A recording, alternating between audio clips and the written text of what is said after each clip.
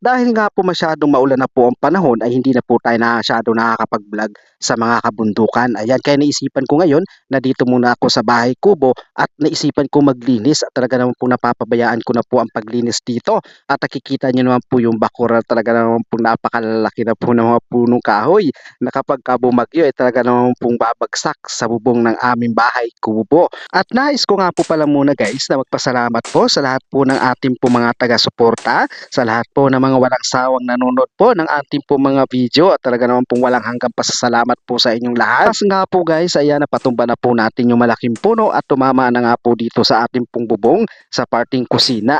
Alam niyo po ba guys na ito pong puno po na ito yung namumulaklak na napakabango. Yung tawag po namin dito ay ilang-ilang. Grabe guys. Napakahirap kasi ng pagputol at napakarami pong langgam.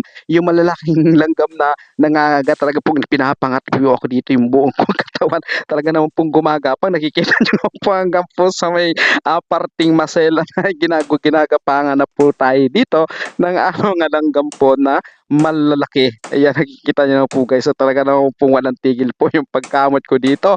At talaga nang napakarami pong langgam na pumupunta po sa ating pong katawan. Nakikita nyo naman po guys. At para pong ako dito ay medyo naiinis na habang nagpuputol na. Ayan, nakikita nyo naman po guys. At kapag kaputol na po natin, ay talaga naman pong dinadala na po natin doon sa pinakalabas po ng bakuran po natin. At talaga naman pong napakaraming langgam. Grabe, naiinis na ako dito guys ha. At talaga naman pong walang tigil po yung gapang po ng langgam doon po sa aking buong katawan. Grabe. Yun na nga po guys, matapos po nating linisin ang buong harapan, ang buong paligid po ng ating pong bahay kubo. Ayan, dito po ay maglalabo naman po ako ng saging na saba para gawin ko po itong pananghalian. Ayan, sa lahat po guys sa mga humihingi po ng tulong po sa akin na napakarami po guys na nagme-message po sa akin at humihingi po sila ng tulong. Alam niyo po ba guys na dito po sa akin pong Facebook page ay nung isang buwan lamang po ako dito na monetize, kaya wala pa po ako dito nakukuha kahit na 5 duling. Sa mga nag-aakala po dyan na marami na po ako ditong nasahod, wala pa po, sapagkat yung kinita ko po dito ay sa katapusan ko po ng buwan makukuha po yon. Kaya pagpasensyahan na po muna po ninyo sa lahat po ng mga humihingi po ng tulong po dyan.